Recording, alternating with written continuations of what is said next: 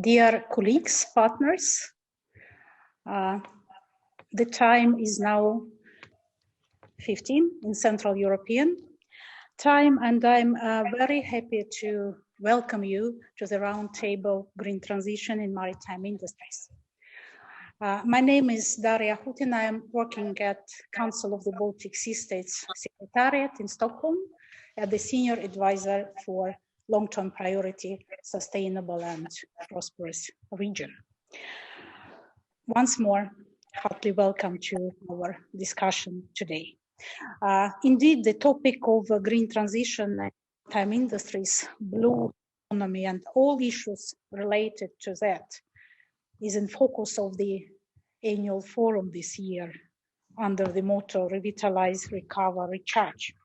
And many of CBSS expert group on sustainable maritime economy and our partners and strategic observers as CPMR, WASAP, Baltic Port Organization have already organized the workshop on very similar topics, which only showcasing its relevance to all of us and that it's all our common concern.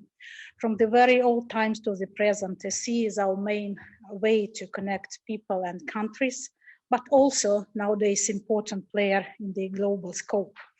The aim of the event today is to bring different stakeholders together to discuss how to implement policies and strategies in practice and to identify our common challenges, but also opportunities and what we can really do together, putting all good policies and strategies we have in our region into practice and daily work of the stakeholders within the maritime sector. We have invited today many different actors to bring their perspectives, both from the private sector, maritime industries, representatives of the official and international pan-Baltic organizations. It's crucial to have this cross-sectorial approach in finding the solutions. I'm very happy to give the floor for welcome to the chairperson of the CBSS expert group on sustainable maritime economy, senior advisor at Norwegian Ministry of Trade and Industry, Marit Blegeberg Ostmo. Marit, please, the floor is yours. Thank you so much, Daria. This webinar, as Daria mentioned, is hosted by the expert group of sustainable maritime economy of the Council of the Baltic Sea States. This expert group is an intergovernmental group of experts. It's although open for observers and strategic partners dealing with issues related to the maritime economy, like the pan-Baltic organizations, professional associations, and also the private sector. This group is working for sharing of knowledge, of experience, and sharing of best practices, and with the aim to strengthen the sustainable maritime economy in this region. I hope you will all enjoy this webinar and to take part in discussions on how to identify the joint challenges and also the opportunities for green shipping and to implement this in the maritime sector. So, welcome to all. Thank you very much, Marit. We are very happy today to have two excellent co-organizers of the event, and it's EUSBSR Policy Area SHIP and the European Union DG Mare. And now I'm pleased to give a floor for welcome words to Mr. Christos Economy, Deputy Director at DG Mare, European Commission. Christos, please, the floor is yours, or screen. Yeah. Thank you, Daria. Good afternoon to all colleagues. I hope you can hear me from Brussels. Well, it is certainly a pleasure to be with you today, even remotely, and I have to say, I'm looking forward to the time where we can still meet again, as in the past, with all the stakeholders in the Baltic, and to congratulate you anyway for the excellent work you are doing with the expert group on sustainable maritime economy. It is definitely a very good opportunity that you're taking today to highlight the work you are doing, and also how much is achieved in the Baltic Sea Basin over the years regarding environmental protection and all the concerns about making blue economy more sustainable. I will only recall the commitments of the countries around the sea basin for the environment in the context of the ministerial declaration of last September, when our commissioner gathered all the ministers involved and renewed their commitment and put their new targets for improving the environment in the Baltic. Now, together with the EU and the other Baltic stakeholders, we have ensured over the years the maritime dimension in the EU strategy for the macro region. It's very, very important. And I think we all realize that you made progress, but we do need to go even farther. With the climate crisis and with the sanitary crisis at the same time, we need to step up our efforts. The cooperation in the region exists, but should become even an horizon, I think, more coordinated. And we want all the groups and all the sectors to unite around a single vision. And from the Commission side, I think we have presented a very good material for that when we presented in last May a new approach for a sustainable blue economy. And I think there we really demonstrate the need, why we need to have this global picture around the blue economy and the sustainability of the capital of the blue economy, which is the ocean and the sea. So meeting these two objectives, I think, can also lead us towards the right development goals. Now, my commissioner will expand on this in the video message that will play shortly. But I want already to highlight that developing clean alternatives, finding new ways to work with others, reducing the cumulative effects of our activities can also be a big effort for the blue sectors. So I know that you will be talking about shipping particularly, but I have to highlight that new business opportunities will also unlock. When we look into developing the alternatives to what we know so far, these are really new opportunities for innovative companies, whether they are in the aquaculture or algae production sector, the blue bioeconomy, or the renewable energy production. So shipping can be and should be part of that transformation. The Baltic Basin is in pole position, not only because we have a cooperation which works very well, but because the favorable natural conditions can also facilitate this ambitious policy. For this big investment that you will need, the European Structural and Investment Funds and also the post-COVID recovery and resilience facility will help. So we are in the beginning of the new programming period.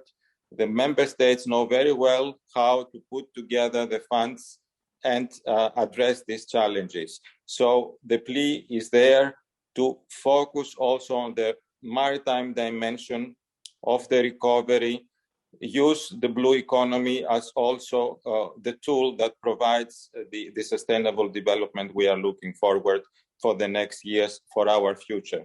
Now, there are much more funds from the EU side that they come into play, not to mention the Horizon, for instance, or the social funds, but also together with the countries that next to us in the same sea basin also face the same challenges, and they also need to cooperate with us in addressing them. So cooperation at the level of sea basin is certainly very, very important.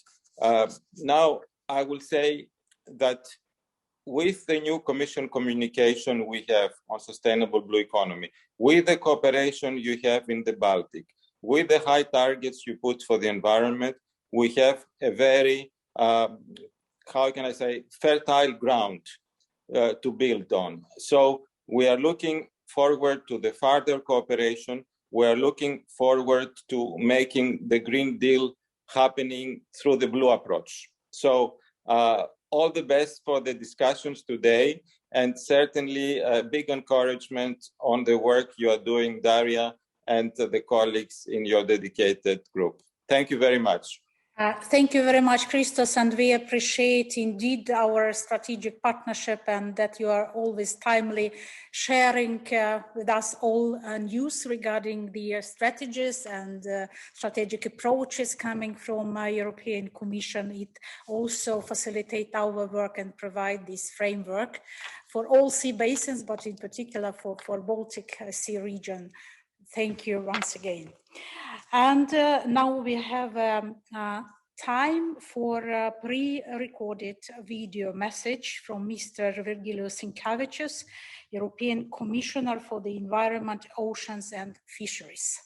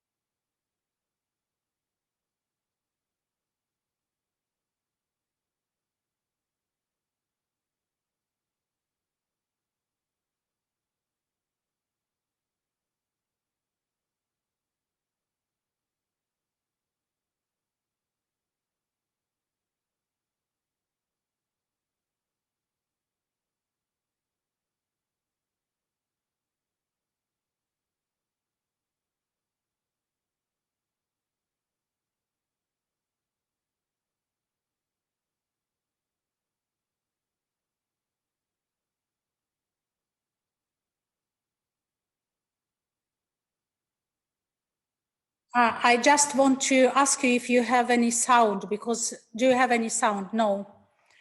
We will fix it. I don't know how, but we will get a contact with the organizers of the whole event.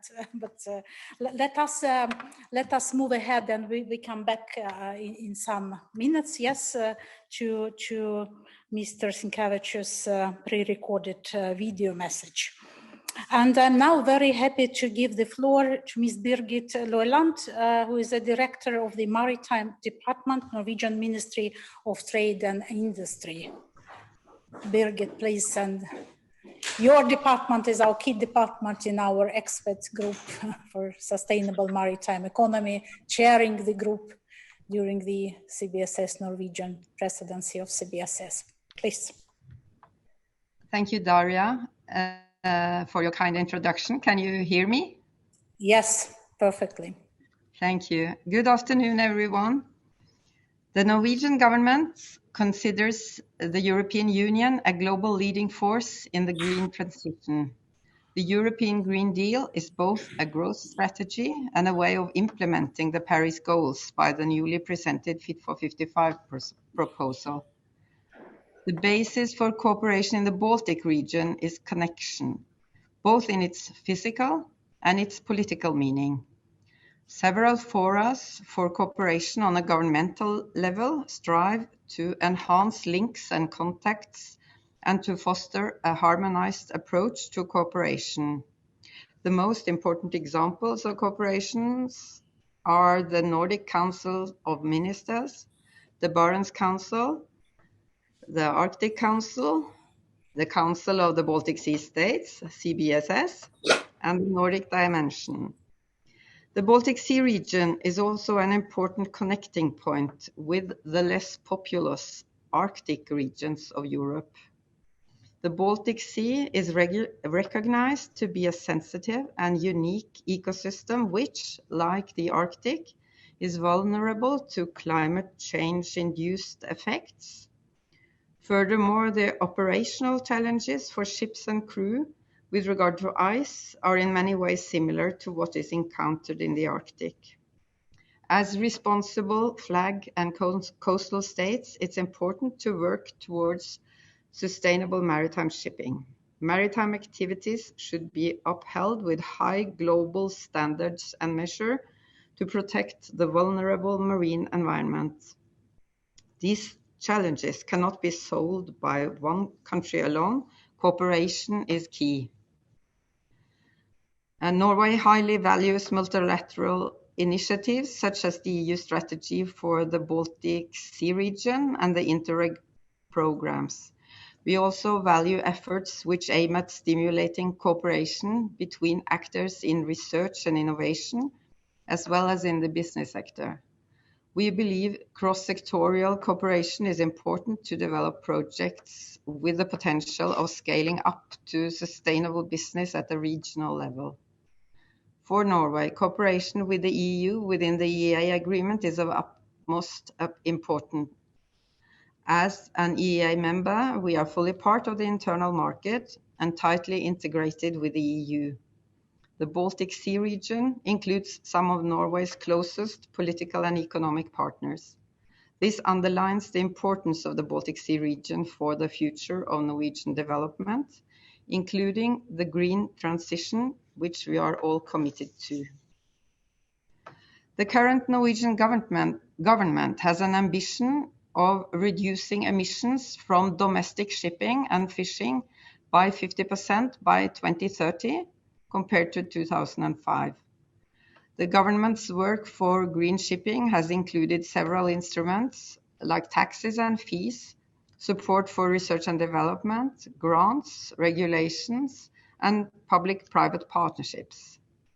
The Norwegian ferry segment has spearheaded the green transition in shipping. We have around 70 ferries with batteries on board in operation in Norway, which is 1/3 of the total number of ferries in our country. About 100 ports currently offer shoreside electricity.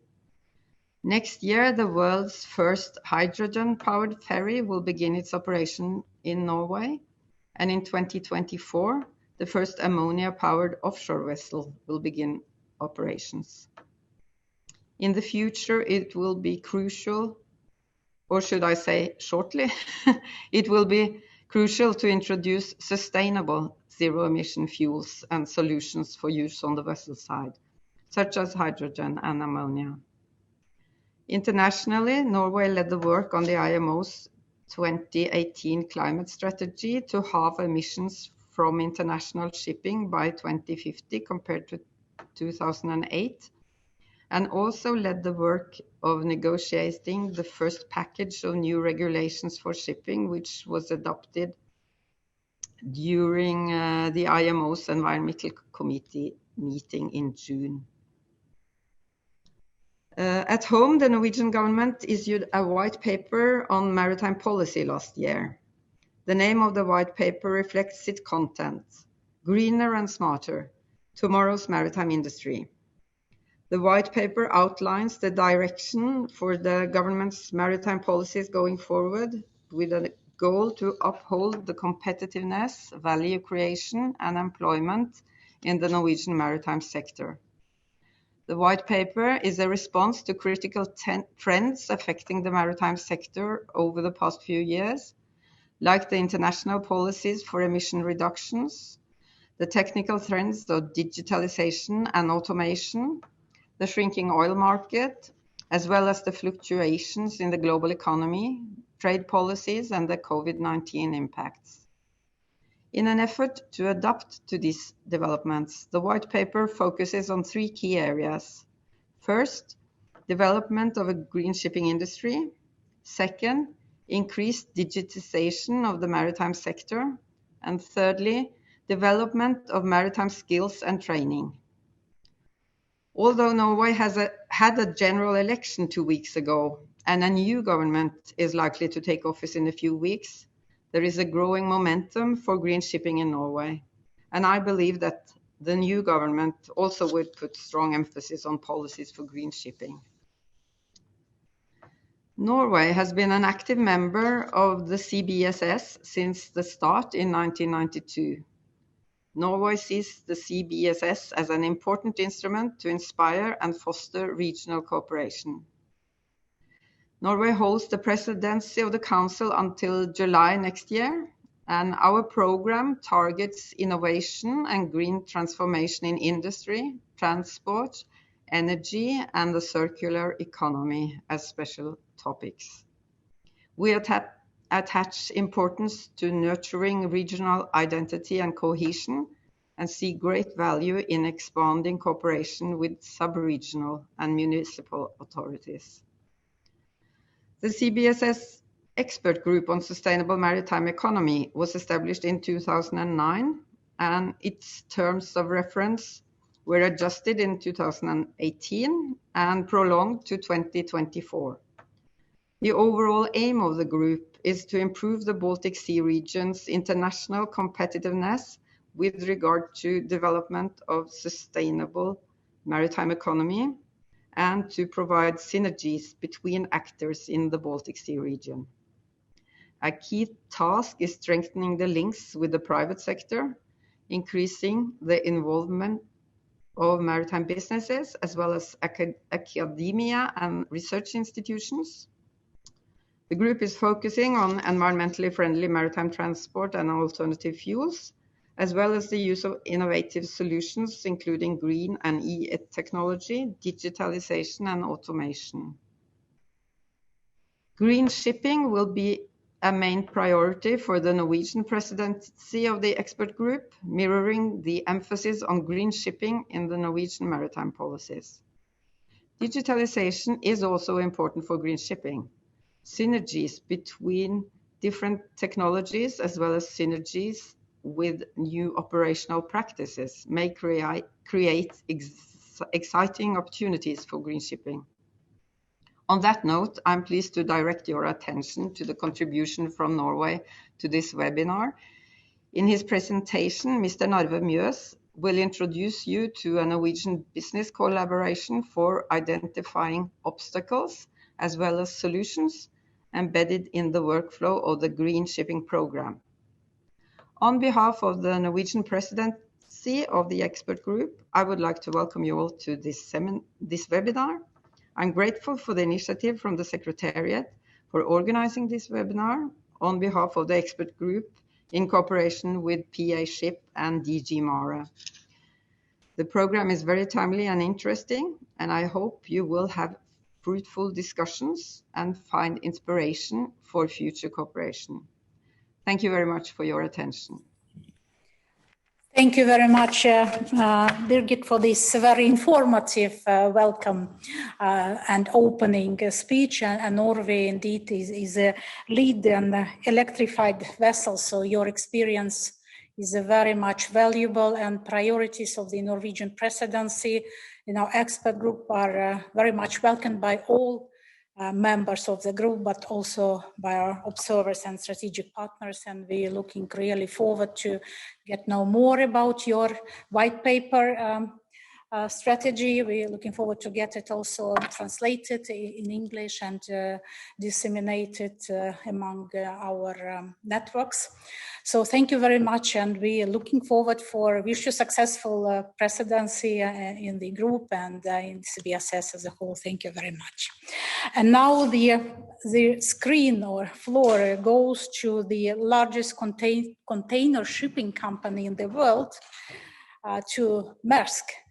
And I'm very happy to give the floor to Ms. Sanne Henriksson, who is working there as a senior regulatory affairs manager. And she works especially on transitioning towards a carbon neutral business model by 2050. Sanne, please, the floor is yours. Yep, thank you very much for the introduction. And I will just try to share my screen if I can.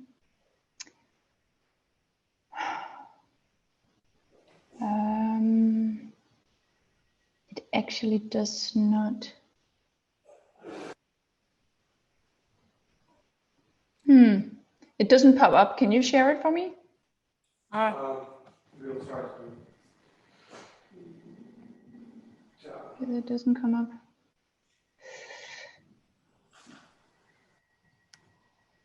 Yes, I think we managed to. Excellent. To share.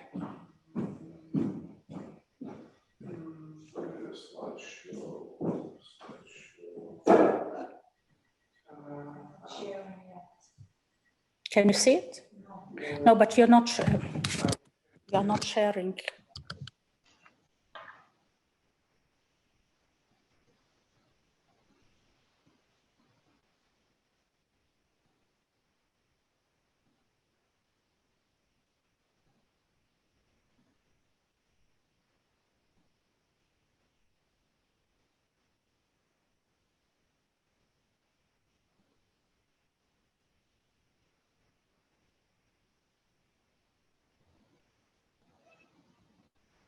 Yep.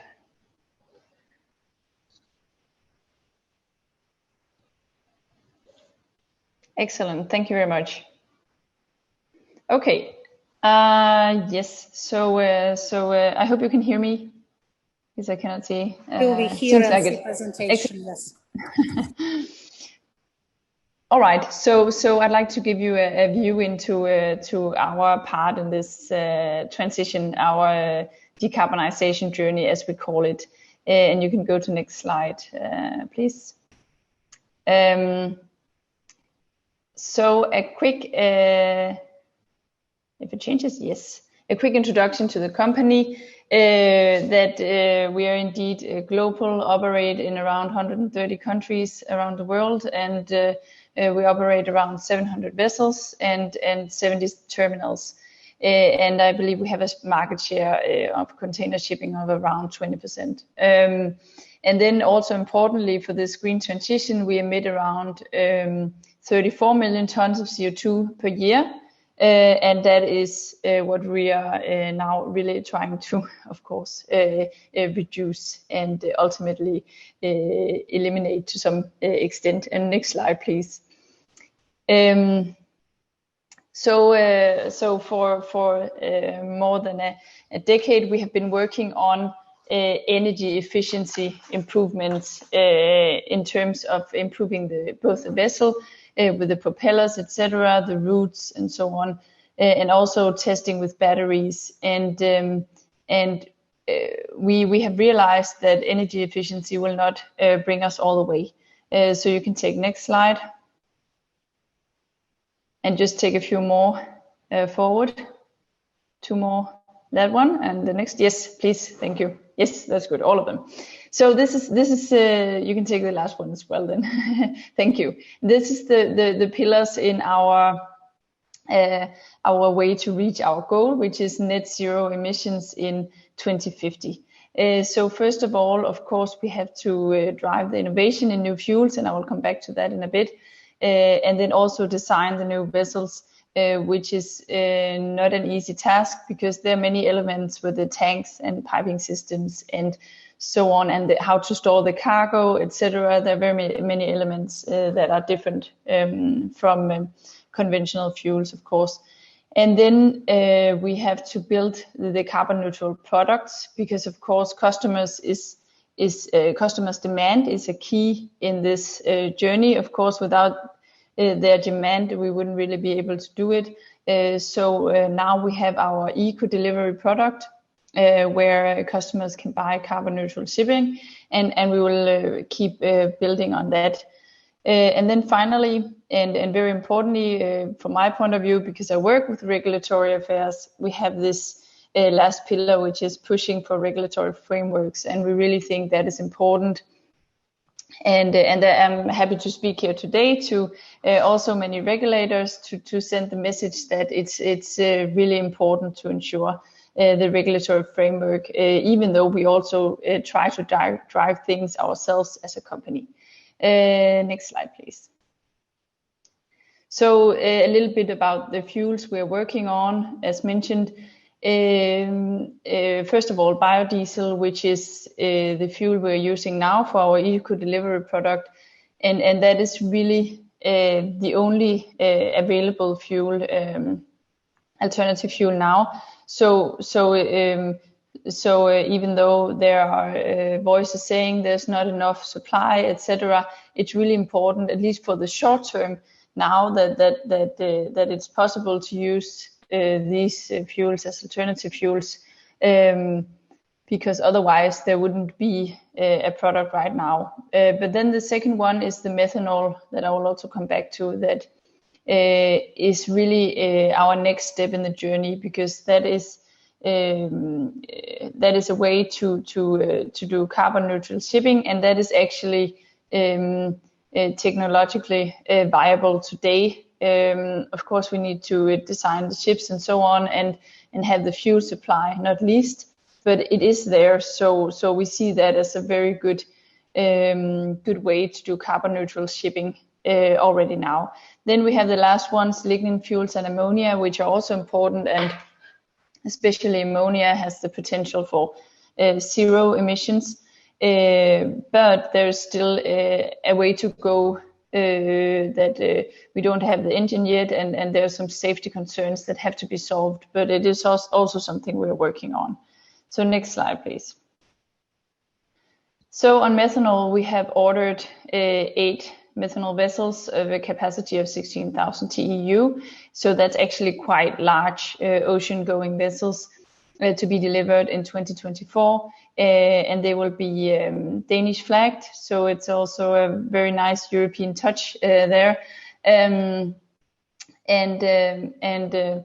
for this, we don't have the fuel yet.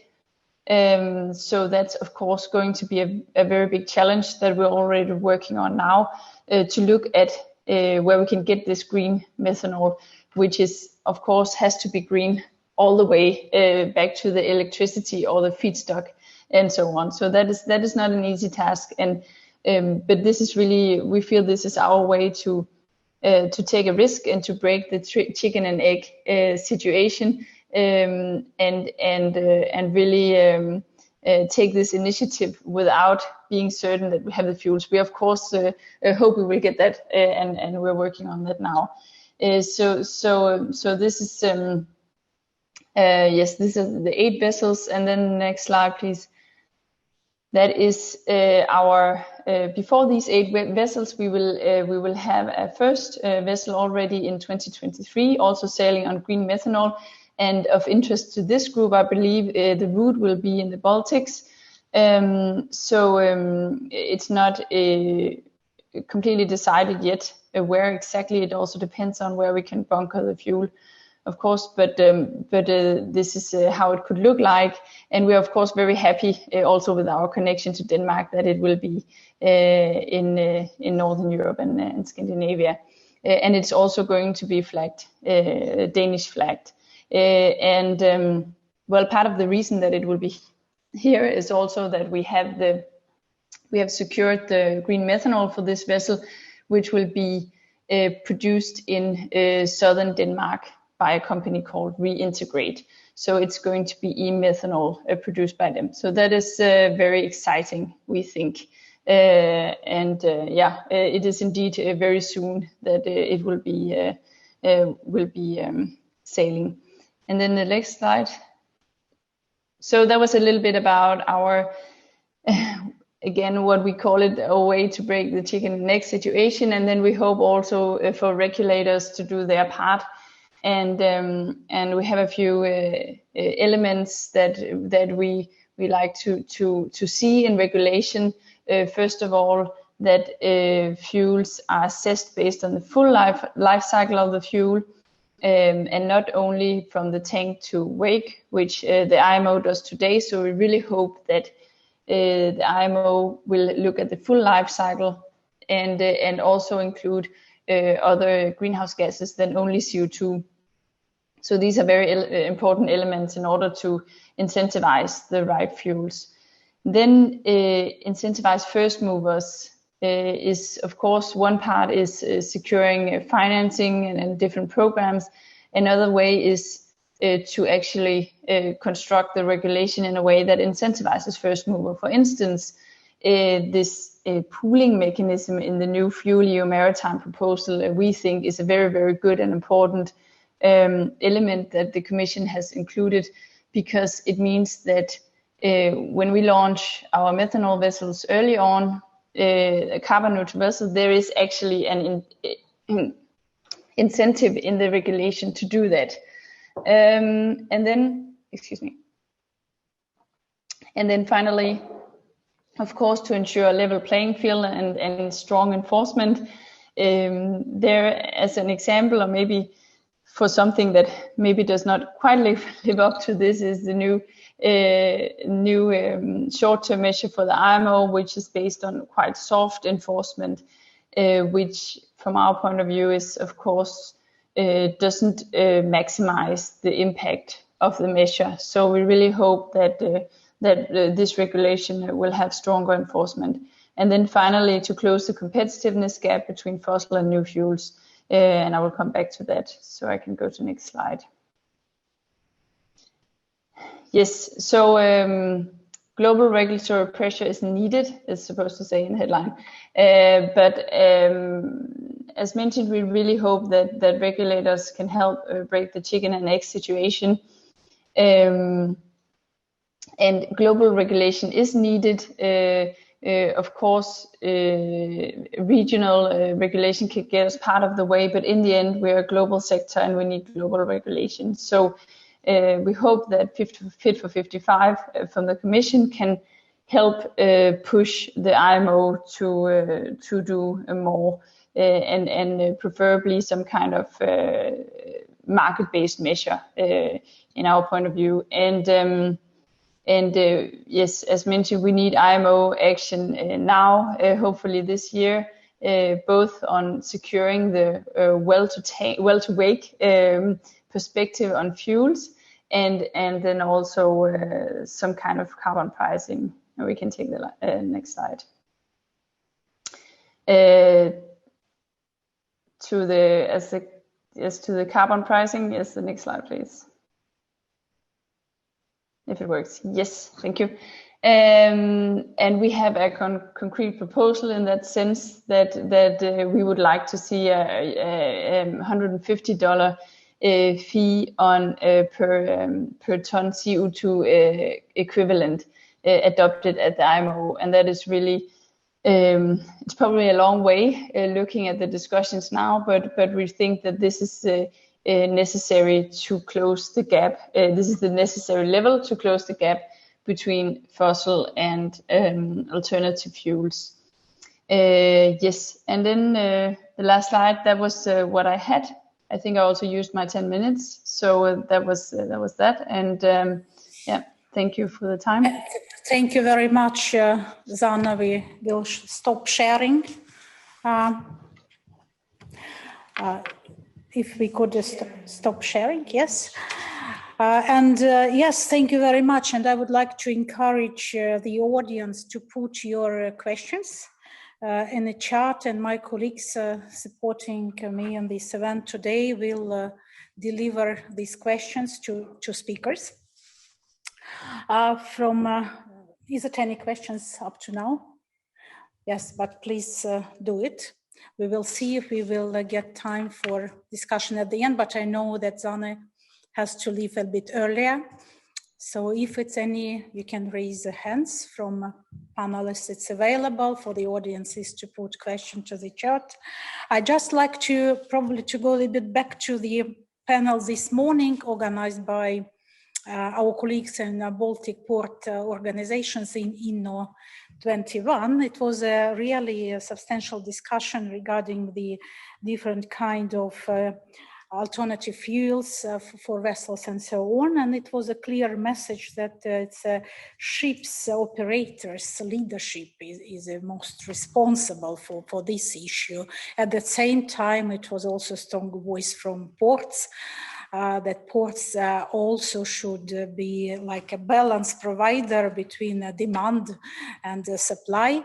And as when it comes to your point of view, is it really ships owners and ships operators' responsibility at first hand? Coming back to this eggs and chicken question, could you just comment shortly? Yes, well. Yes, that's the big question. No, I think all of us have a responsibility, you know, all parts of the chain. Also, what we need now, we can see is the fuel production part of the chain, of course, that we really need to kickstart. But I think it's a shared responsibility. You know, we recognize we have a responsibility, and that's why we have taken this step without really being sure that we have the fuel. Well, of course, we hope to have it, but we don't have it yet. But we hope to, by that we can start the demand both on the fuel production side and send some signals, and it seems like we're doing that. Also to, of course, customers that we aim to provide these carbon neutral products, which fortunately more and more are requesting. And then also we still think that, of course, governments and regulators also have an important part in this. We still haven't seen the IMO really taking the full step. So we hope that for the important MEPC meeting this fall, that we will see some progress, at least that sends some signal that the IMO is on board on this. Yeah. And thank you, Zana, for highlighting this importance of international maritime organizations' actions, concrete actions, which are crucial and needed for all 55 members, and including, of course, Baltic Sea Region. But it's sounds very promising that I think the most important player, at least in the world, as we heard among container shipping companies, as Maersk is working towards a carbon neutral business model by 2050, and we can only wish all success in this direction for many, and to pave the way for many others to follow this model. So thank you, Zana, very much. And as I mentioned, please don't be shy with your questions. We will share even after the panel today with our speakers and provide feedbacks and answers. Thank you very much. And now we go back to Norway. And I'm very happy to introduce to you a next speaker, Mr. Narve Møs. Is a Vice President at the DNV and the leader of the Green Shipping Program. The program's vision is to develop and strengthen Norway's goal to establish the world's most efficient and environmentally friendly shipping. Please, Mr. Narve Møs, the floor is yours. Thank you very much for the introduction, Daria. Can you see my screen? Yes, we do. Thank you. Okay. Yeah, my name is Narve Møs. The Green Shipping Program is not only a public-private partnership program, it's also a tool for green competitiveness. We see in the maritime sector that there is ongoing a paradigm shift. Emissions will be regulated and get the cost both directly and indirectly. We see increasingly green demands from the market, from investors, from employees, and also from the public sector, and even from our children. In the Green Shipping Program, we look at climate change and new requirements as a significant business opportunity. The vision of the program is to establish the world's most efficient, environmentally friendly shipping. The program is about profitable emissions reductions with a significant scaling potential based on the strong position that the Norwegian maritime industry has in markets all over the world. It is about not only sustainable, but also cost-effective logistics solutions. And increasingly, we see the important value that the cargo owners and buyers of transportation services has in an effective green shift. It is about green jobs and also increased competitive advantage with primarily being first with new green technologies in new segments. And we would like to be a front runner in green shipping. The program is a joint effort where all key players in the value chain are participating. That is cargo owners, ship owners, ports, yards, but also vendors of technologies and services, and also green fuels, and the authorities and public sector.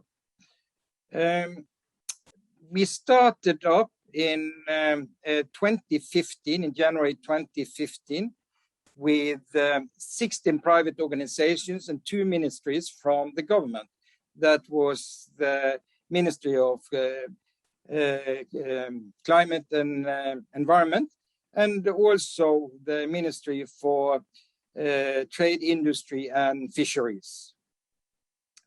Today we have grown to 95 organizations altogether, whereof 10 of them are from the public sector. This is the program in a nutshell. We execute studies, we initiate pilots, and we use our experiences for scaling.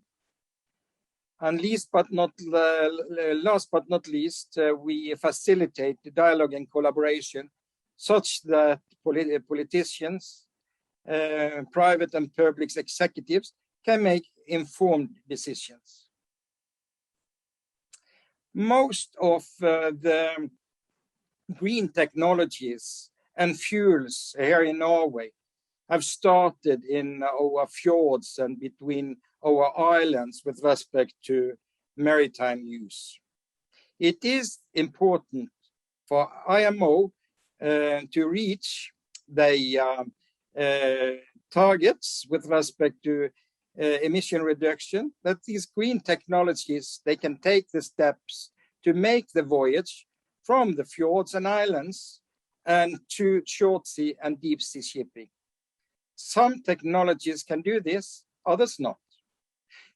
Some of the members in the program are deep sea ship owners that are participating in the program because they would like to learn and take a lead in their core business, deep sea shipping. We have initiated altogether through, since we started up, that's almost 7 years ago now, 35 pilots, whereof 11 of them are already realized or under construction. In the beginning, it was mainly ship technologies we looked at in the pilots, such as LNG and batteries. Thereafter, we went into a period where we had a large extension, we had large attention on infrastructures and ports. And the last 2 years, we have increased our focus on cargo owners and the financial sector with great success, I would say. The cargo owners are the guys that shall pay a bit extra and for the green transportation services. They are the guys who shall make the green markets to work. The finance sector shall offer then beneficial and attractive financing solutions for green technologies and green solutions.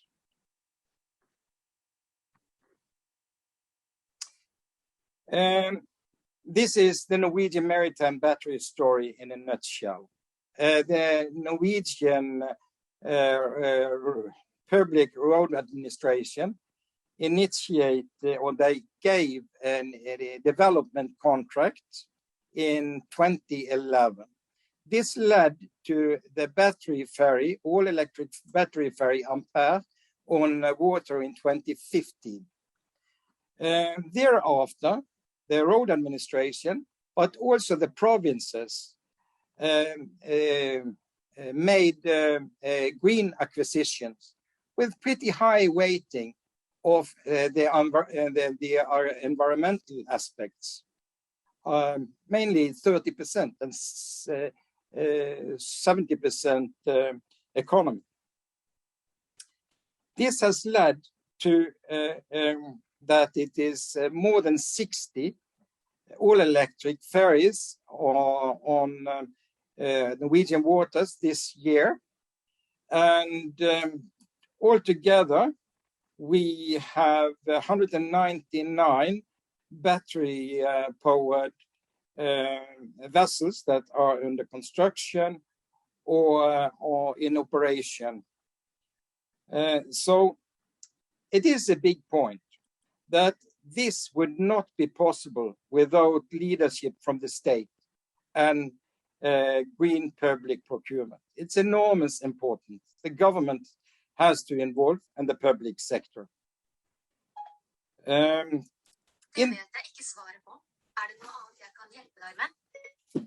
the world today, we have 530 battery-powered ships in operation or under construction, and 40% of these are in Norway.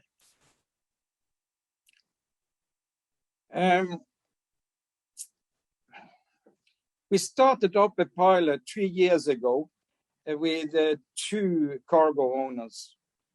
It was Heidelberg Cement, the big German cement manufacturer, and it was Felleskjøpet that was transporting corn.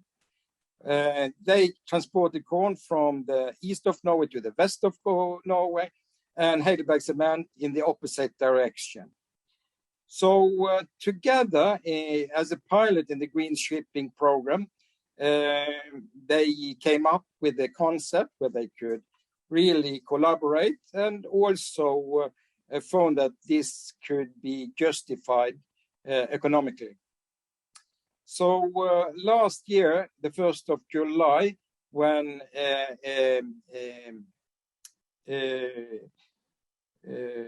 in publication of the interest for 15 years contract was announced, then it was 31 European and Norwegian ship owners that showed interest in competing for this 15-year contract with zero-emission fuel. Altogether, 22 of them completed in such a way that they gave an offer with respect to this contract.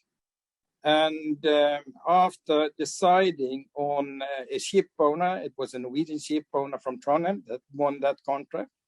It was issued or a competition with respect to provision of hydrogen, green hydrogen, and 11 teams were interested in that. And also a hydrogen coalition has been chosen then with respect to the contract. So the situation today is that the contract, both for the ship and the green fuel, is awarded, and the project is in an engineering stage with a detailed design, and the plan is that the ship will be on water in 2023, 2024. This has got an enormous publication, not only in Norway, but in Europe in general. And this will be the first zero-emission hydrogen-powered cargo ship in the world. A summary of the GSP learnings. We have then in January conducted the program for 7 years. So we have a tremendous experience with many companies. And our learnings is as follows. We see that green coastal shipping can pave the way for short sea and deep sea shipping. It's enormous important to collaborate between the public sector and the private sector, but also within the public sector and within the private sector. And we have to engage people. Maybe the most important thing that we do, in our opinion, and that we have got best results with, is really to make the green markets to work. That is, within the public sector, green procurement. For instance, something that we are working very hard now is the construction industry, where the public sector is very, very big with making roads and airports and hospitals and schools, etc. If you put in green requirements here, and not only economic requirements, you will see, require that these green requirements, they shall survive the entire value chain from the public buyer of the activity or the product, and through entrepreneurs and sub-entrepreneurs, transporter, and down to the shipping company. That can create enormous possibilities then with respect to fleet renewal in Norway, which has a small bulk fleet that is very old and need renewal. And by the way, the situation is the same for the rest of Europe. In the private sector, we need smart regulations, and smart regulations we get by having a tight and good communication between the private and public sector. And we need a CO2 price. In Norway, the maritime industry agree on that. And the parliament has pretty high ambitions with respect to that. And we see also that the European Union also have high ambitions here. It's important at an early stage to identify and resolve barriers. And we have very, very good results in doing piloting. But we have already all the time to remember that it's possible to scale into large volume, because if you are piloting something that doesn't have a potential, neither with respect to large CO2 reductions or with respect to the business, then it's really little worth. And we see that green coastal shipping can help us to position in relation to future IMO requirements. Thank you very much for your attention. Thank you very much, Narvi Mös, for this very informative and, of course, very interesting food for thought. And again, only to repeat that Norway is a lead in this process worldwide. Also coming back to the a little bit about the question about eggs and chicken. It's obvious that the transitions to the new fuels and to electrify vessels, it's always entails costs. And we know that, of course, the ships have a very long lifetime of usage. So what is basically, you mentioned also that it should be kind of a profitable emission reductions, probably could be also something which will encourage and motivate ships owners to go to these green transitions. But what is your feeling? Do we have enough financial instruments to support these transitions? And what your forecast regarding how many will be willing to do that, both from ship owners' side and from financial supporters' side? Thank you. I mean, zero emission fuels are very expensive in any way. If we look at hydrogen, for instance, just to put it in place for the capex, it's at least 50% more expensive than traditional technologies or traditional fuel, sorry, MGO. But the zero emission fuel, for instance, hydrogen, is the double price. And it can be more than that as well. So for an intermediate period, before the before a CO2 price is really starting to kick in and make zero emission fuels competitive, we need some subsidies in this transition period.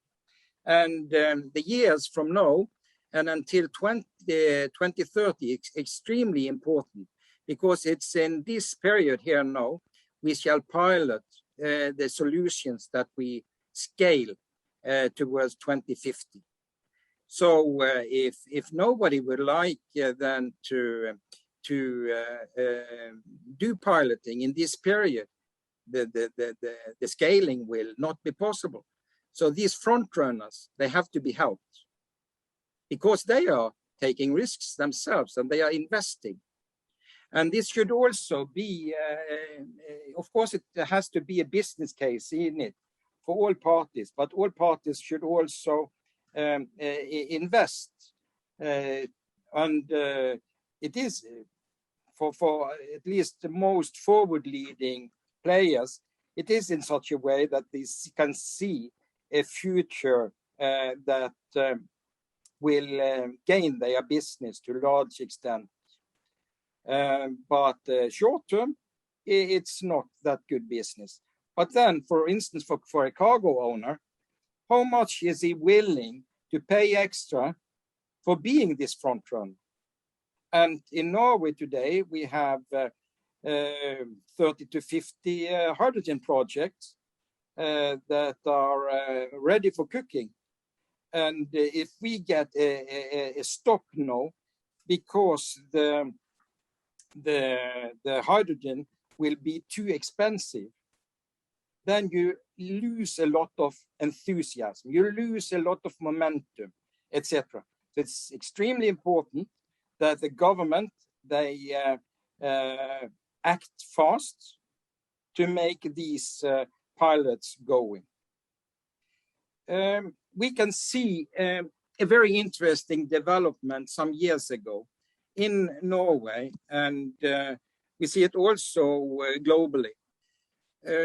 Some years ago, cargo owners were not very interested in green transportation at all. They were not willing to pay. There was no request for green transportation, etc. And when we tried to get them on board to the green shipping program, they say, come back when we have something that's cheaper than and better. Today, this is different, because these major companies, large buyers, for instance, Heidelberg Cement, which I mentioned, big German company with 60,000 to 70,000 employees, they have got corporate strategies where CO2 reductions are a part of their corporate strategy. This also makes possibilities for the logistic department. Normally, in many companies, large companies, the logistic departments have been more a cost center than a strategic center for the company and such. But this has changed the last years, we can see from many cargo owners. This is a reason why we put so much emphasis now on getting cargo owners on board, because we see that the frame conditions for the logistics department is different than it was some years ago. So it gives opportunities here. And at the end of the day, in very many cases, the increased green cost for the end product will not be that expensive when you distribute it into many consumers or whatever. Thank you very much. And really, I like your words that one sometimes need to pay extra to be front runner. And we do hope that we will get many front runners at least in our region, but also as we can understand from your contribution that cross-sectorial approach and support is needed also in terms of legislation, regulations, but also investments. So let us hope that we will keep this and maintain this approach to support these front runners, not to pay too much extra, and to scale really this approach in green transitions in maritime sectors. Thank you very much.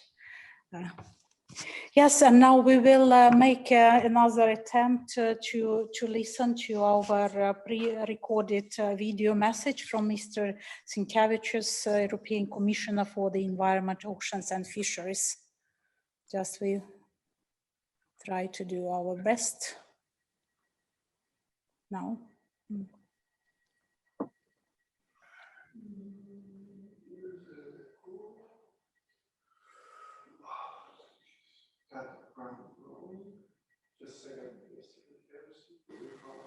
Sinkevičius video. Ladies and gentlemen, this summer, the Intergovernmental Panel on Climate Change reminded us once again that we are running out of time to limit global warming to 1.5 degrees. Meanwhile, the climate emergency is unfolding before our eyes. The extreme weather events of this summer painfully reminded us of predictions the panel made already decades ago. Action is more urgent than ever. Climate neutrality is a necessity. Economic development must go hand in hand with environmental restoration and protection. The climate and the biodiversity crisis are interrelated. The solutions are also interrelated. The Commission's new approach for a sustainable blue economy covers these important challenges. The transformation it envisages cuts across all sectors and follows the Green Deal's priorities of decarbonization, zero pollution, circularity, biodiversity, and climate adaptation. It asks every blue sector to adopt more sustainable business models and develop clean alternatives. Shipping is no exception. In fact, it's a key pillar of our climate strategy. The sector needs to address all types of vessel emissions, reduce noise, and develop clean shipping. In turn, you should expect and demand from ports that prepare for zero-emission vessels by providing new types of charging stations. For all this, the sector can build on EU's leadership in mature and emerging technologies. A sustainable, profitable blue economy requires early planning, cooperation and exchange among sectors. We need to ensure synergetic coexistence among sea users. This will also require improved knowledge of the interactions of human activities with the marine environment. That is why the Commission is planning to set up a Blue Forum for users of the sea, which will promote cooperation and help reconcile different competing uses. One of the areas where we still need to focus on is creating a strong link between our climate policy, the European Green Deal, and our sustainable blue economy approach and the EU's Arctic engagement.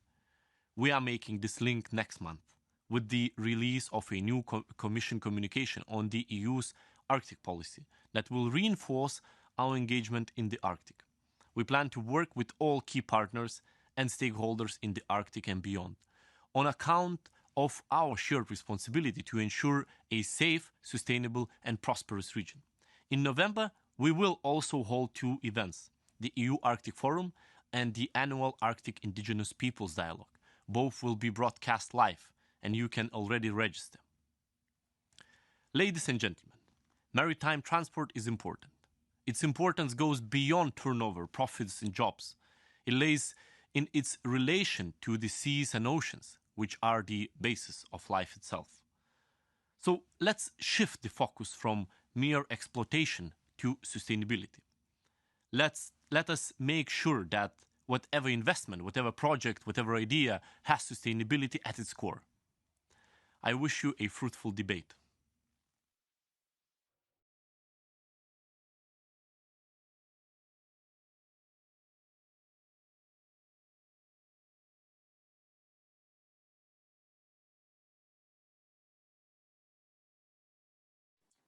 Daria, we cannot hear you.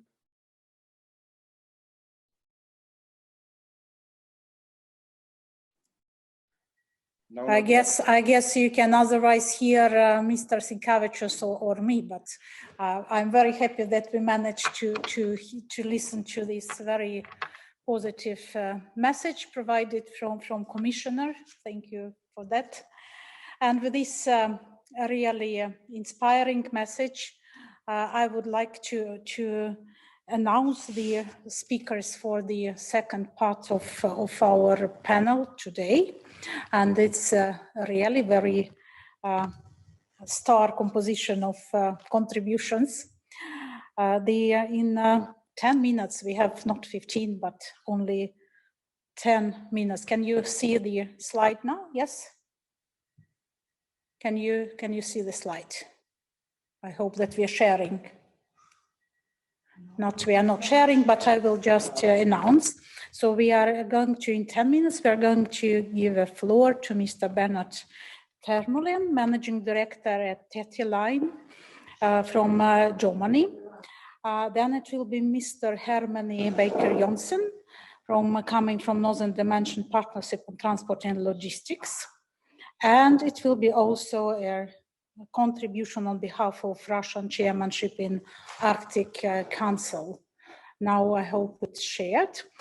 And I cannot give you 15 minutes, but just 10 minutes because we are running a little bit of time, which means that in 16:22 Central European time, we meet again.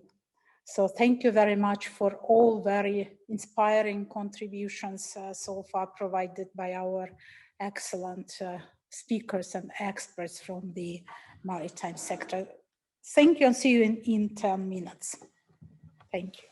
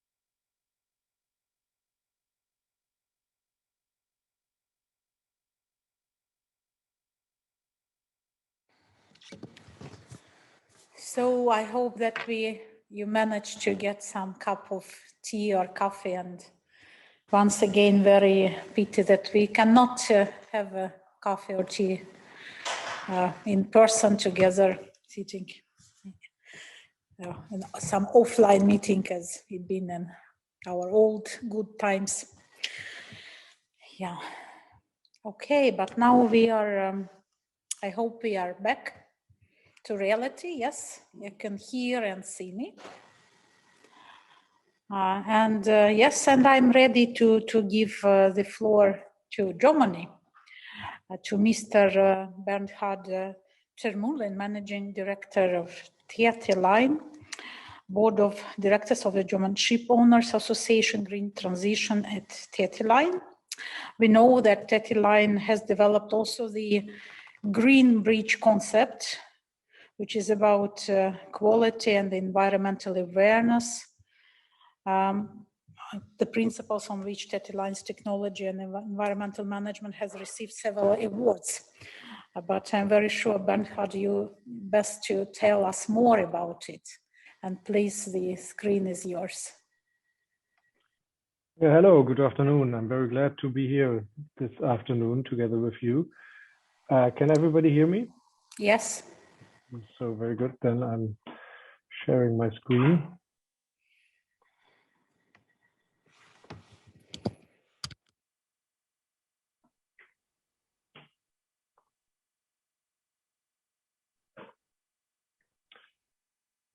Okay, short introduction. My name is Bernhard Termulin.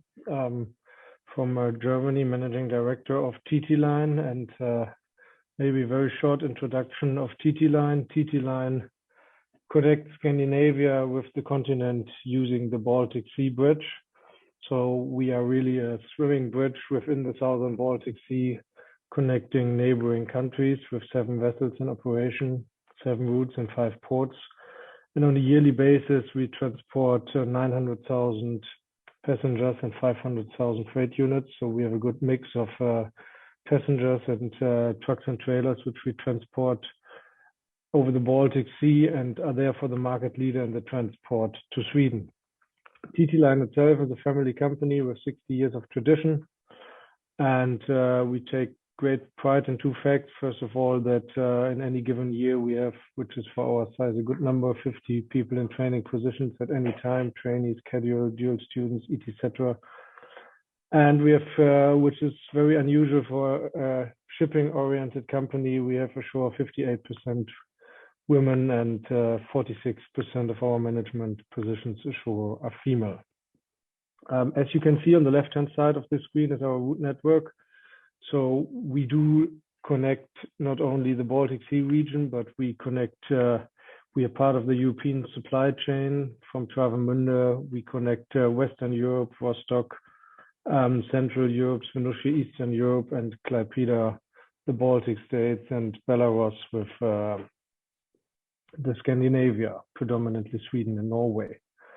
One part of, and today I don't want to talk with you about the aims for 2040 or 2050, but about what we are doing today in order to transition our part of the network towards a greener future. And one part of it is actually that we are working very hard with our partners, being the ports and the customers, to not only use ferry transport in our transport chain for the 500,000 freight units, but to also use rail. When we compare the different transport options on a CO2 ton mile perspective, Ropax shipping is a very good mean of transport, but on the continent, rail is a much better transport mode compared to driven trucks per trailers. So we have developed the share of direct rail connections towards our ports very significantly, and we work together with all key stakeholders there, being CargoNet in Sweden, CargoNet in Norway, Green Cargo in Sweden, Kombiverkehr, and Deutsche Bahn in Germany, and have therefore in the last 4 or 5 years developed quite a good network, which we serve with our ferries and with our transport customers. When it comes to the shipping side of the equation, We have, as TT Line, ordered 2 new ships. One will be delivered next year, and the biggest part of the investments, despite a couple of other things, is that these ships will be LNG powered. And when we think about LNG, we are of course aware that LNG itself is not a carbon neutral fuel. However, in RoPax shipping, the RoPax ship has a lifetime of around 40 years. We have to take into consideration that on this medium-sized routes or longer routes we serve, electricity is not an option yet. And this is contradictory to these smaller ferries within the fjords, etc. So from our point, LNG is the best fuel we can use. And I would like to point your attention to the left-hand side of my slide, which just shows the fuel emissions, LNG versus a conventional diesel fuel. 22% of CO2 are saved. However, we as TT Line serving local communities and entering our local ports in Klaipeda, in Trelleborg, Sweden, in Germany on a daily basis, we are equally or even a little bit more concerned about the particulate matter, the nitrogen oxides and the sulfur oxides we emit. Because when we look about which of these emissions are harmful for local communities, then CO2 is a global problem which can only be tackled on a global scale, whereas the later 3 are actually local pollutants. So we believe talking about emissions, talking about a green way towards a better Baltic Sea area, we have to focus on all emissions which are emitted when burning fuels. And therefore, we at TT Line, when we ordered our new ships back already in 2018, we have the opinion that LNG is a good fuel. On the right-hand side, what we have done is we have calculated the ton-mile emissions, which we can now deliver with our latest green ship technology. And there you can see that the CO2 footprint, we can bring down the CO2 footprint on a ton-mile basis by more than 50%, and thereof actually only the smaller part relates to LNG, and the bigger part relates to size and other technologies that I will show you in a minute. It is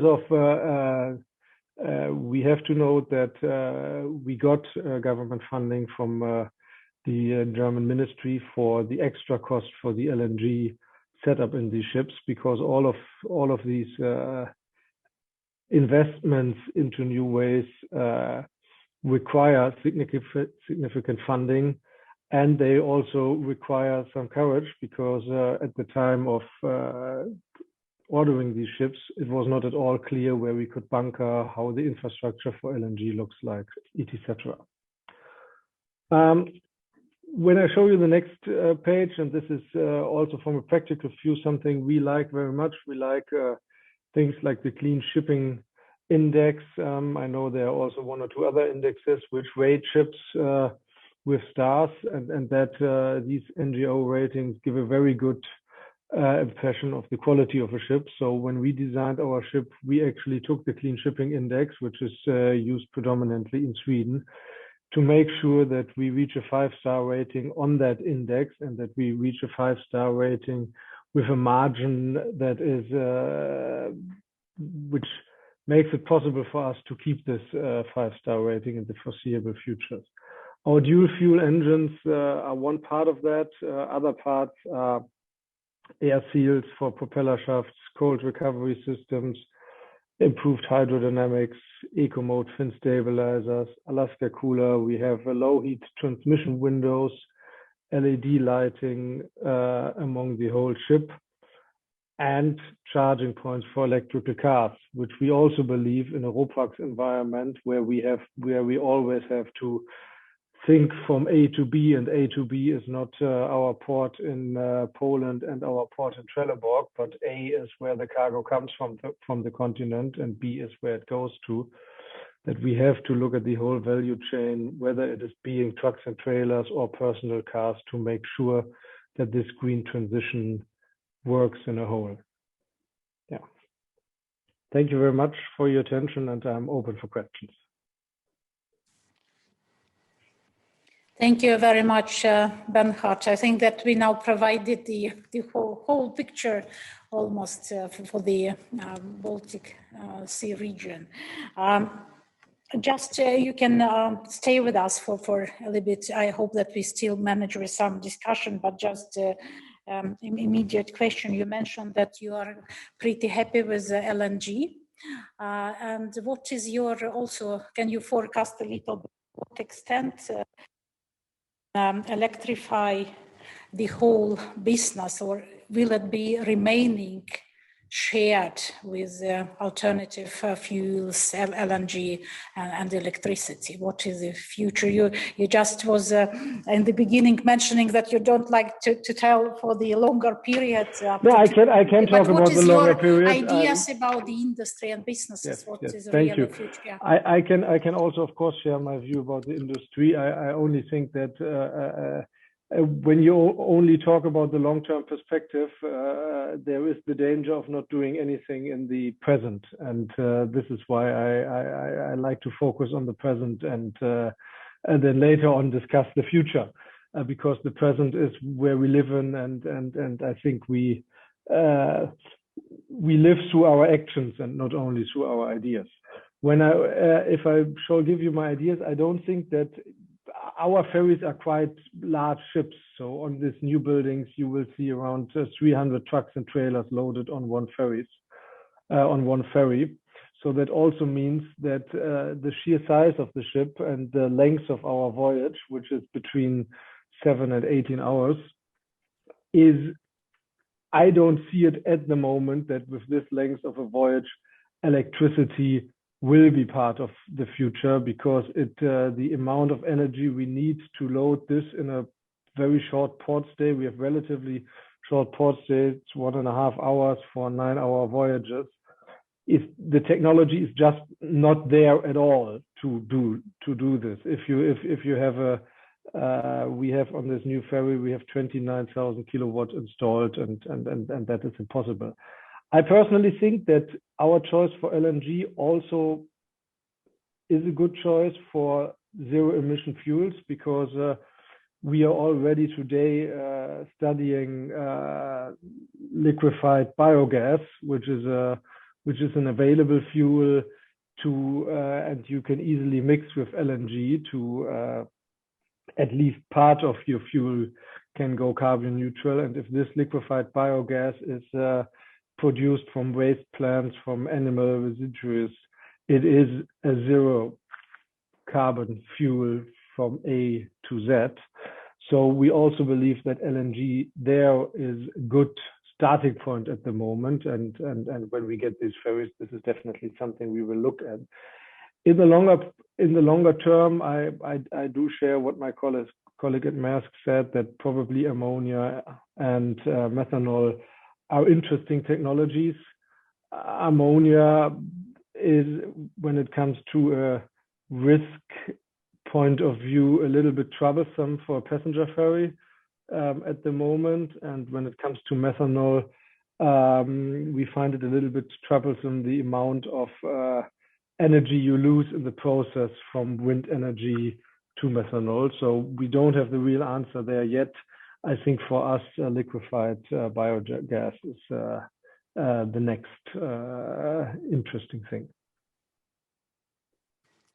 And but thank you for sharing your views and for your very informative, valuable contribution. And I'm fully agree that we have to see how we live at present time, and not only for just for drafting different strategies and policies, but it's prior task to implement and introduce it into practice. And it's what you are doing in Tete Line. So thank you very much for that. And now we go to Northern Dimension, which is basically been established already in 2008, if I'm right, Northern Dimension Partnership on Transport and Logistics to facilitate improvements of transport connections between basically Baltic and Arctic, because you are covering Iceland, Norway, Russian Federation, all Baltic Sea Region countries. But also I would like to highlight that your partnership was one of the pioneers starting to talk about the reduction of greenhouse gas emissions from transport already from the very beginning, and also coming with suggestions on different kind of strategies. And it will be very interesting to hear from Mr. Hermanni Baker-Jonsson, seconded expert at Northern Dimension Partnership on Transport and Logistics, about your current developments, but also your strategic view, how the whole branch of transport will develop. Please, the floor is yours, Hermanni. Thank you very much. So, hi to everybody. I'm Hermanni, and I as was mentioned, I work at the Secretariat of the Northern Dimension Partnership on Transport and Logistics. And this is a fairly recent thing for me, so I've been here since May this year. So this is actually my first presentation on our activities, so bear on me. We have our offices in Helsinki, Finland, and we are actually hosted by the Nordic Investment Bank, or NIB. And for today, I have also selected a green shirt, so it's in a way a green transition on my clothing. Okay. So I will share the screen.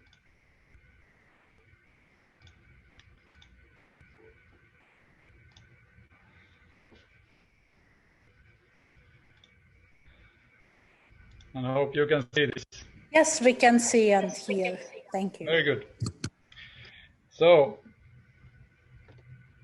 for you who are less familiar with the Northern Dimension and the Northern Dimension Partnership on Transport and Logistics, we are part of the, it's a Northern Dimension Cooperation special, or a part of it, and we are, and the Northern Dimension is a joint policy of 4 equal partners: the European Union, Norway, Iceland, and as well as, very importantly, the Russian Federation.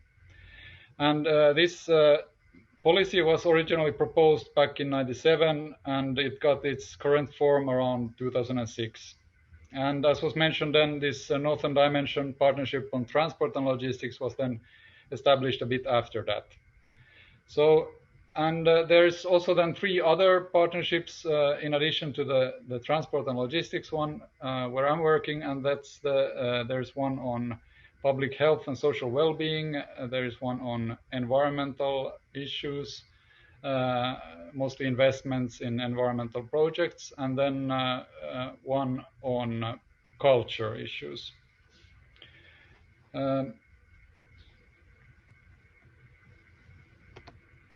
I would like to start this presentation from Norway, actually, because I'm very happy to be part of this Norwegian presidency session, because I have this mixed Finland-Norway background. My father came from this small town in Norway called Arendal. It's a very charming small place with a lot of narrow streets which kind of have this old maritime history feeling. But if you look a bit at the history, so in the mid-19th century, actually, this small town was one of the leading Norwegian cities in terms of commercial ship tonnage. And in those times, it was sailing ships, and there were more than 400 larger ocean-going vessels in this small town. And these sailing ships then carried cargo from ports in the Baltic Sea to England, etc., and also a lot of other places around the world. But during the last 2 decades of the 19th century, then the sail ship fleet of this small town disappeared practically. And this was, of course, then due to new fuels which entered into the maritime field. And I'm telling this anecdote to you because in a way I tend to see this as a reflection of our own times, and then also that of the green transition in maritime industry.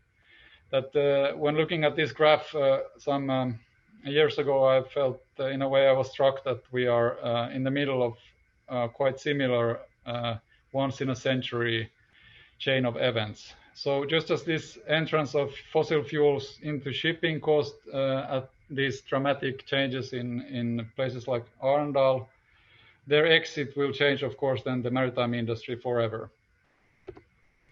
And there is, of course, then a difference between today and the age of sail, that there is, as we have heard, a lot of different possibilities for the future. And there are different expertise, guesses, stakes, and hopes around what these new alternative fuels and power sources of the future could be.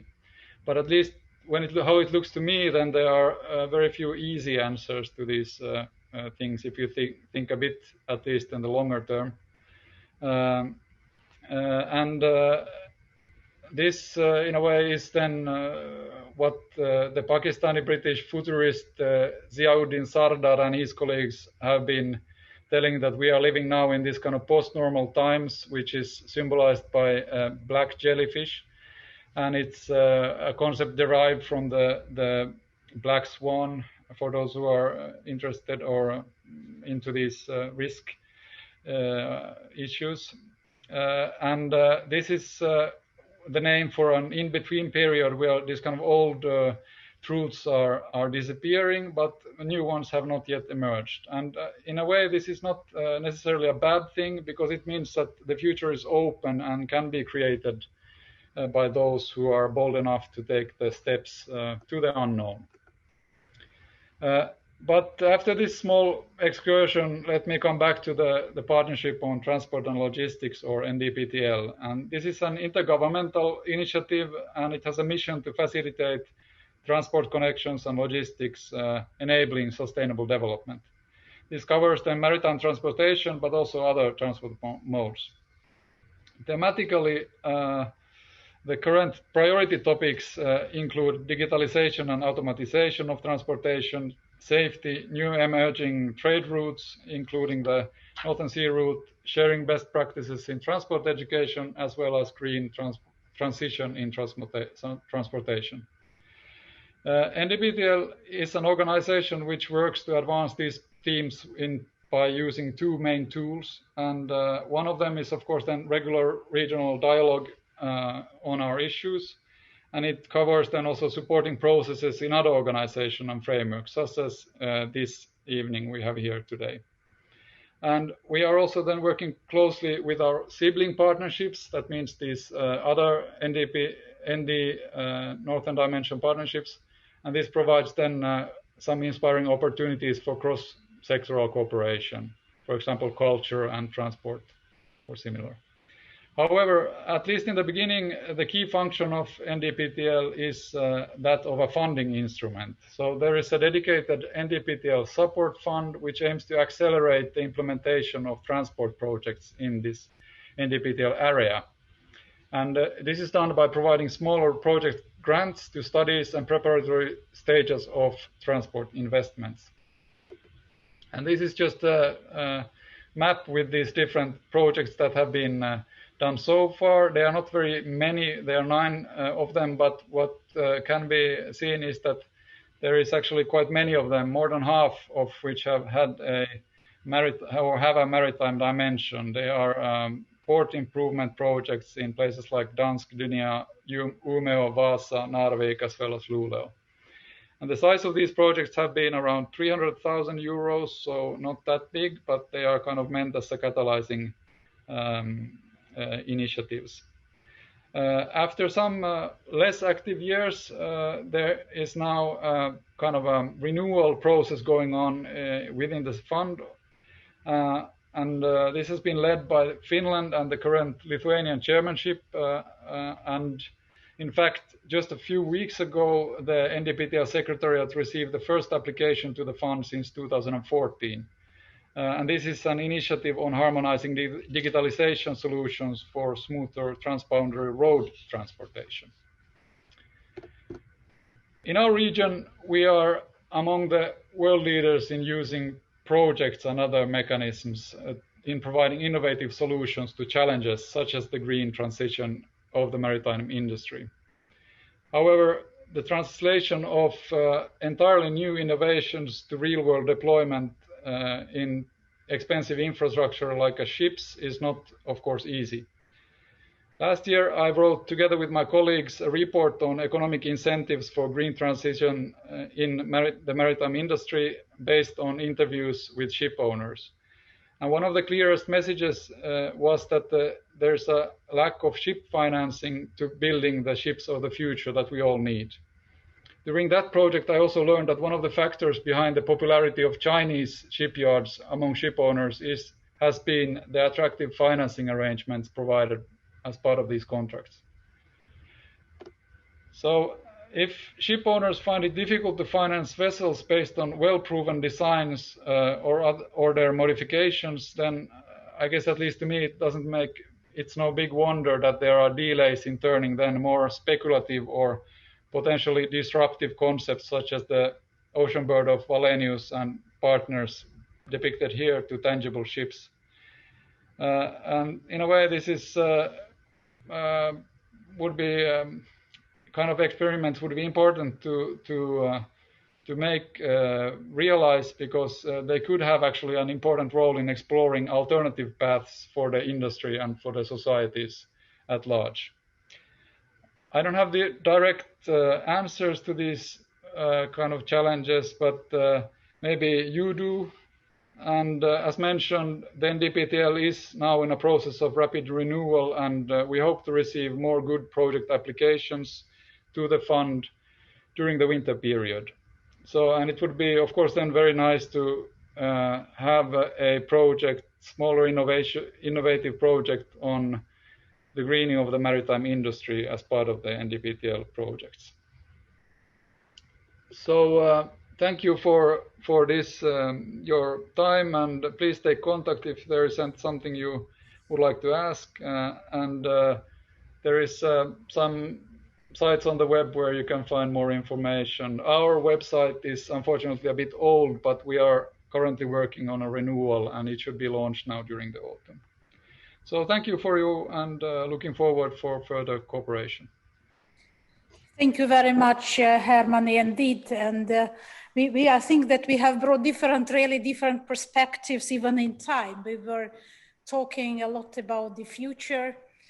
Here, we're also talking about the present times, which is, of course, important. But thank you, Herman, for bringing us back to old times, because looking into the past always easier understand the present and future. And just imagine that our predecessors were sitting in a similar but not virtual meeting discussing the transition from sail to steam, and it sounded probably same innovative as we are discussing now the green transition. So we have really this circular development, which we always should keep in mind. And another issues which I was also mentioned during some short comments, that these financial support arrangements are crucial really to scale this green shipping approach really, because yes, we have these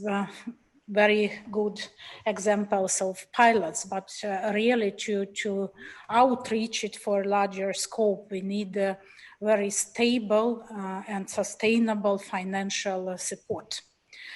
Where it should come from, we have not heard any clear answer, but we have heard from you that you're also looking for good innovative projects, which we can only thank you. And just mention that Northern Dimension on our partner on transport and logistics is our very natural and logic partner, a strategic partner in our expert group from its establishment in 2009. So we are of similar age. So thank you very much for that. And now, last but not least, we will really put the bridge to Arctic. And I'm very happy to give the floor for presentation on behalf of Russian chairmanship in Arctic Council to Marina Shkurenka, coming from Russian Ministry of Foreign Affairs. Marina, please. Thank you. Dear colleagues, ladies and gentlemen, I'm pleased to participate in this event on behalf of the Russian Arctic Chairmanship team.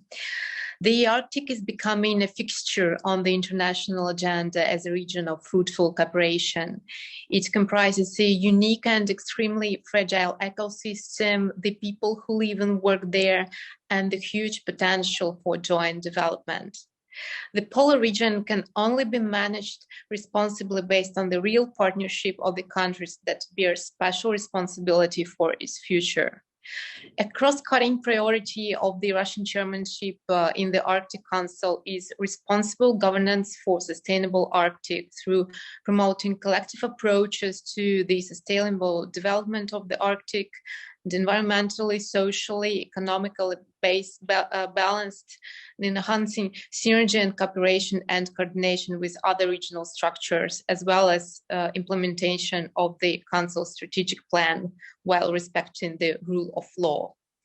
The comprehensive program of the Russian chairmanship involves multiracial cooperation in the following priority areas. People of the Arctic, including indigenous peoples, environment protection, including climate change, socioeconomic development, and strengthening of the Arctic Council. Russia intends to increase the adaptation and sustainability of the Arctic region, as well as resilience to global climate change, and to minimize the anthropogenic impact on its environment. In this regard, the theme of clean shipping is hard to overestimate. Today, we're carrying out projects in the Arctic, including global ones, based on the latest environmental standards. And among them, the Yamal LNG project and the development of the Povanenkovskaya and the Krasoveyskaya gas fields. Special attention should be paid to the development of transport and other support infrastructure. We are very well aware that this is a necessary foundation for the future investment and business initiatives. Russia aims to significantly boost the freight traffic and bring it up to 80 million tons by 2025 on the Northern Sea route. Today's a realistic, carefully calculated, and concrete goal. As of last year, the volume of traffic on the Northern Sea route already reached 30 million tons. This is several times more than the Soviet record set in 1987, when the Soviet Union transported 6.5 million tons using this route. Now it's 30 million tons. In order for this global transport corridor to operate at full capacity, we will develop communication and coastal infrastructure, including port facilities, navigation, and meteorological aids, and ensure safe commercial navigation. The international community is increasingly focusing on commercial exploitation of the Northern Sea route and is looking at it as possible alternative to traditional oceanic routes. Its main advantage is that it provides a significant shortcut when it comes to delivering goods from Europe to Asia and the countries of the Pacific. Other advantages include unlimited throughput capacity compared, for example, with the Suez Canal, and relative navigation safety. Clearly, the demand for the NSR will grow given the increased activity of gas and oil companies in the Arctic region, including the Yamal Peninsula. Russia intends to develop the Northern Sea route. We possess unmatched experience in organizing smooth sailing in high latitudes. We plan to continue to develop the port infrastructure and navigation and hydrographic capacity of this transport artery, as well as improving the search and rescue system. Russia will also continue to update our icebreaker fleet and to increase the production of ice-class vessels. By 2035, Russia's Arctic fleet will operate at least 13 heavy-duty linear icebreakers, including 9 nuclear icebreakers. To reiterate, our goal is to make the Northern Sea route safe and lucrative for shippers and appealing both in terms of the quality of services and price. Thank you very much for your attention.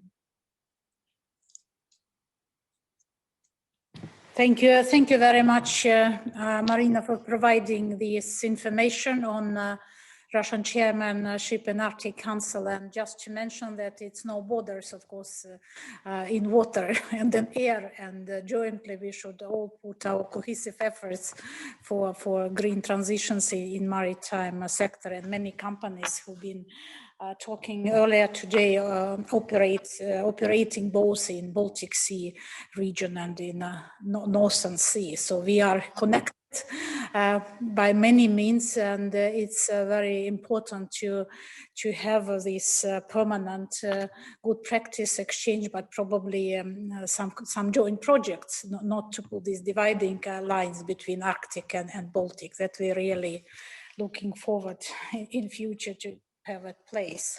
Yeah, we always support synergy between our councils in the north. Yes, and I thank you, Marina, for reminding me that, of course, Council of the Baltic Sea States has 3 sister councils, how we call them, and it's Nordic Council of Ministers, Barents Euro-Arctic Council, and of course Arctic Council. So it's very important. We enjoy at least annual consultations, but we would probably put a little bit more demand on practical cooperation, just switching from more formal exchanges of what we are doing to some common actions.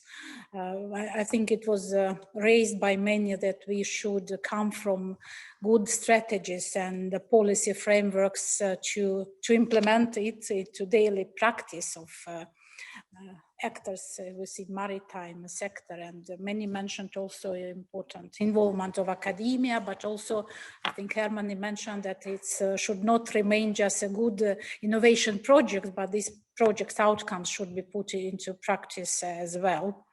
We are in time as to conclude the session and roundtable today, but if we have any questions or if you like as a panelist to provide a very short final remark regarding the importance of the joint forces, cohesive efforts, cooperation. In some areas we of course can admit that you are also competing and can perform as competitors with other cruising companies or shipping companies, but what we can do together. So very short comments probably. I see Bernard, you here with us. Probably you could just provide some or you can provide any final remark you would like to have. Yeah, first of all, I would like to thank you for organizing this meeting and making available these different perspectives.